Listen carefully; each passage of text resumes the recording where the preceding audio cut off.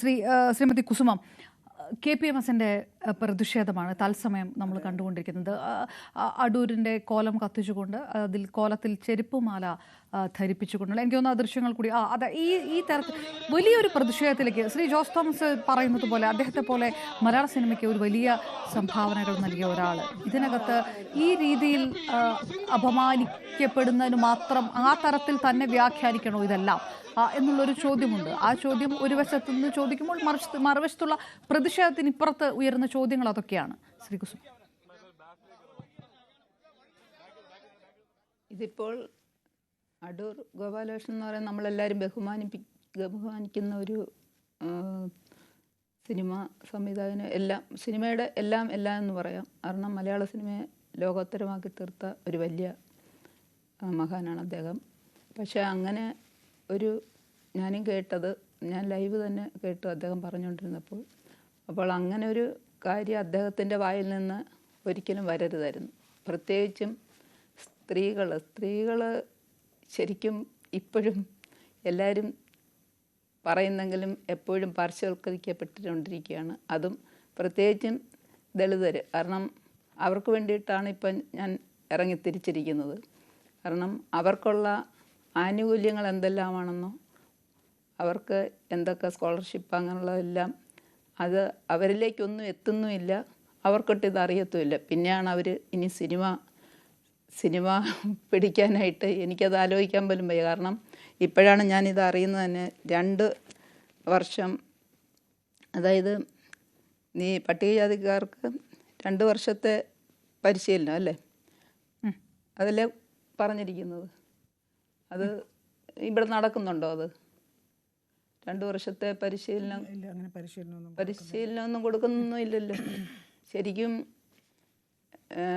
ആർക്കും പരിശീലനം കൊടുത്താൽ ഏത് ഫീൽഡിലും തിളങ്ങാം.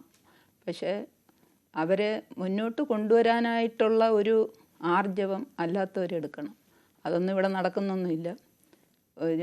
എനിക്ക് ഈ അടുത്തിടയിൽ നേരിട്ടൊരു വലിയ അനുഭവമാണ്. കാരണം നല്ലോണം പഠിക്കുന്ന ഒരു കുട്ടിയെ സ്കോളർഷിപ്പ് ഉള്ളതൊന്നും അതിനറിയത്തില്ല. ഇല്ലെങ്കിൽ സ്കോളർഷിപ്പുള്ള കോളേജിൽ ചേരത്തുള്ളൂ. അതായത് ഏവിയേഷൻ കോഴ്സ് അയാട്ടയുടെ ഇൻ്റർനാഷണൽ എയർപോർട്ട് അതോറിറ്റിയുടെ. അച്ഛന് കൂലി വേലയാണ്. പക്ഷെ നല്ലോണം പഠിക്കുന്ന കാരണം ആ കുട്ടി അതിന് ചേർന്നതാണ്. അച്ഛന് സുഖമില്ലാതായി, അതിൻ്റെ പഠിത്തവും വഴിമുട്ടി. അങ്ങനെ വന്ന് കൗമുദിയിലെ ഒരു പത്രപ്രവർത്തകനാണ് എൻ്റെ അടുത്ത് പറഞ്ഞത്, ഈ കുട്ടിയെ ഒന്ന് സഹായിക്കാമോ? ഞാനത് ഏറ്റെടുത്തു. അതിന് 95,000 രൂപയും കൂടെ അടച്ചെങ്കിലേ ആ പരീക്ഷ എഴുതാൻ പറ്റത്തുള്ളൂ. അതിന് പഠിക്കാൻ പോകണം. ഞാൻ ഏറ്റെടുത്തെങ്കിലും ഞാനും അതും കൂടാണ് മിനിസ്റ്റർ അടുത്ത് പോയി. മിനിസ്റ്ററൊക്കെ വളരെ സോഫ്റ്റ് കോർണറായിരുന്നു. പക്ഷേ ഡയറക്ടർ അടുത്ത് നിന്ന് തന്നെ എനിക്ക് ഒരുപാട് മനോവിഷമം ഉണ്ടാകുന്ന വാക്കുകൾ കേട്ടു. മിനിസ്റ്ററുടെ PSൻ്റെ അടുത്ത് പറഞ്ഞു അതിന് എഴുതി കൊടുക്കാൻ പറഞ്ഞു. അങ്ങനെ പറഞ്ഞെങ്കിൽ പക്ഷേ ഞാൻ എഴുതി കൊടുത്തില്ല. അപ്പോഴും ഞാൻ അവരൊരു സ്ത്രീയാണെന്നുള്ള പരിഗണനയാണ് കൊടുത്ത്. എന്താണേലും ഞാൻ നടന്നതിന് പ്രയോജനം ഉണ്ടായി. 95,000 രൂപ മിനിസ്റ്റർ സ്പെഷ്യൽ ഓർഡർ കൊടുത്തു. അത് പരീക്ഷയ്ക്ക് ഫീസ് അടച്ചു. അതിൻ്റെ പരീക്ഷയും കഴിഞ്ഞ് മിടുക്കിയായിട്ട് അതിരിക്കുന്നു. അപ്പോൾ എത്രയോ ഉയരത്തിലെത്തേണ്ട കുട്ടികളാണ് ഇതുപോലെയുള്ള എത്രയോ കുട്ടികൾ കിടക്കുന്നു പട്ടികജാതിയിൽ. അവരിലേക്ക് ഇതൊന്നും എത്തുന്നില്ല. അതാണ് എനിക്ക് പറയാനുള്ളത്. കാരണം അവർക്ക് ഇവിടെ പ്രൊമോട്ടേഴ്സ് ഉണ്ട് അവരെ സഹായിക്കാൻ. പക്ഷേ അവരൊന്നും ഫീൽഡിലേക്ക് വരുന്നുമില്ല, ഇവരിലേക്കൊന്നും എത്തുന്നുമില്ല. അവരെപ്പോഴും താഴേക്കടയിലുള്ളവർ, അവർ ദളിതർ എപ്പോഴും അങ്ങനെ തന്നെ കിടന്നോ. സ്ത്രീകളും അങ്ങനത്തെ ഒരു ഏതെങ്കിലും തരത്തിലുള്ള ഒരു വിവേചനം സിനിമ മേഖലയിൽ നേടുന്നേ ഇല്ല എന്നാണ്. പരിശീലനം കിട്ടുകയും അങ്ങനെ ഡോക്യുമെൻ്ററി സമർപ്പിക്കുകയൊക്കെ ചെയ്ത ഒരാൾ കൂടിയാണല്ലോ. തുടക്കക്കാർക്കൊക്കെ വളരെ എളുപ്പത്തിൽ കയറി വരാൻ പറ്റുന്ന ഒരു 2011 ഇവിടെ ഒരു പരിശീലനം കൊടുത്തല്ലോ. അങ്ങനെ എന്താ വീണ്ടും പരിശീലനം നടത്താത്തത്? അതായത് വൈലോപ്പള്ളി സംസ്കൃതി വെച്ചായിരുന്നു ആ പരിശീലനം നടന്നത്. 3 ദിവസത്തെ പരിശീലനമായിരുന്നു. സജിത മഠത്തിൽ, പിന്നെ ലാൽ സാറ്, മോഹൻലാലില്ല മറ്റേ ലാൽ സാറും ഒക്കെ അതിൽ വന്ന് ക്ലാസ് എടുത്തു. ഞാൻ ലീവ് എടുത്താണ് അതിന് പങ്കെടുത്തതും. ഞാൻ ആ പരിശീലനത്തിൽ ശരിക്കും പറഞ്ഞാൽ ഞാനൊരു ഡോക്യുമെൻ്ററി തന്നെ എടുത്തു. എന്നെപ്പോലും അത് അത്ഭുതപ്പെടുത്തി. കാരണം എഡിറ്റിങ്ങിന് മാത്രമേ ഞാൻ ആളിനെ ഒരു സ്റ്റുഡിയോയെ ഡിപ്പെൻഡ് ചെയ്തുള്ളൂ. അപ്പോൾ അങ്ങനെയുള്ള പരിശീലനം സ്ത്രീകൾക്ക് കൊടുക്കാം ഇവിടെ. പിന്നീട് അതൊരു ദിവസം പോലും കൊടുത്തതായിട്ടുള്ള അറിവ് എനിക്ക് ഒന്നുമില്ല.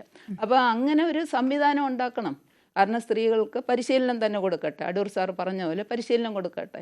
സ്ത്രീകൾ എല്ലാ കാര്യത്തിലും മുന്നിൽ വരുന്ന ആൾക്കാർ തന്നെയാണ്. അവരെ ഇടിച്ചു താഴ്ത്തി ഇട്ടെങ്കിലേ ഉള്ളൂ. കാരണം ഇവരെ കൊണ്ടൊന്നിനും കൊള്ളത്തില്ല എന്നുള്ള ഒരു വർത്തമാനം അതങ്ങ് മാറ്റിവെച്ചാൽ മതി. കാരണം ഞാൻ ഒറ്റയ്ക്ക് ഇറങ്ങി തിരിച്ച്, ഞാനൊരു സ്ത്രീയാണ്, അതും പിന്നെ സീനിയർ സിറ്റിസൺ.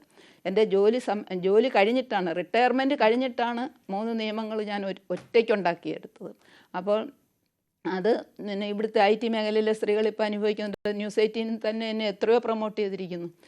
പിന്നെ അതുപോലെ തന്നെ സെൽഫ് ഫൈനാൻസിങ് മേഖലയിലെ പിന്നെ ടീച്ചേഴ്സിന്, പിന്നെ ഡേ കെയർ സംവിധാനം ഉണ്ടാക്കിയിട്ടുണ്ടല്ലോ, എത്ര സ്ഥലത്ത് കൊടുക്കുന്നുണ്ട്.